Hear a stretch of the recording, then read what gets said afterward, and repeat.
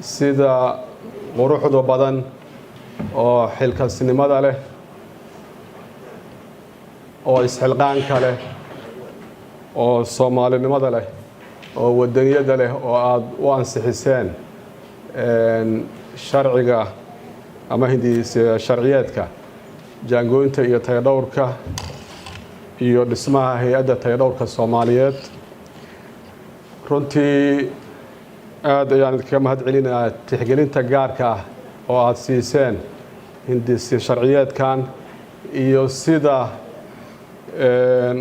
aad u dedejiseen meelmarintiisa.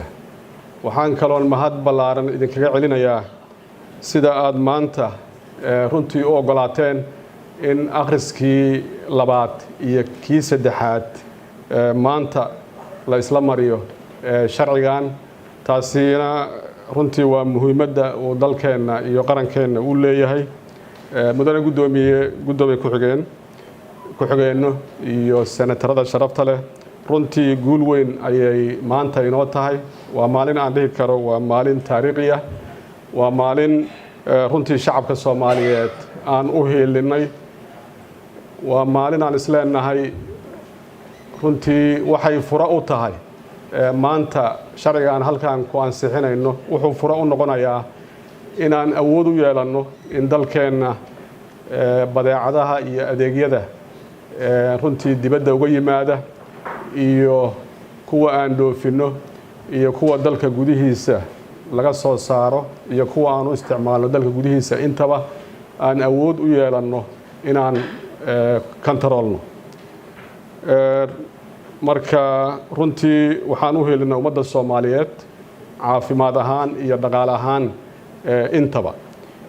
mudane gudoomiye ku-xigeenno senatarada sharafta leh runtii waxaan rabaa inaan mahad ballaaran u celiyo guddigii ka soo shaqeeyey sharcigan guddiga dhaqaalaha iyo maaliyadda iyo ganacsiga oo runtii muddo kooban tala bixin ku soo dhiibay, iyo senatarada oo runtii ayagana soo jeedinno wax ku ool ah halkaan ka soo jeediyey.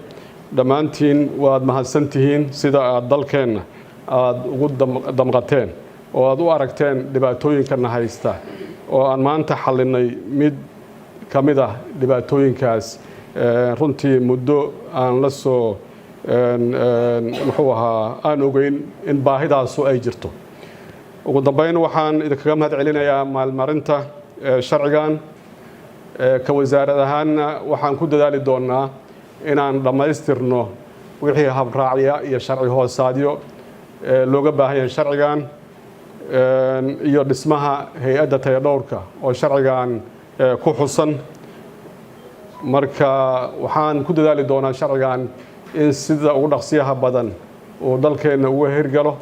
aad ayaad u mahadsantihiin dhammaantiin, sharaf weyn ayay tahay. aad ayaan ku mahad celinayaa guddoonka iyo senatarada sharafta leh. aad ayaad u mahadsantihiin. wabilaahi towfiiq.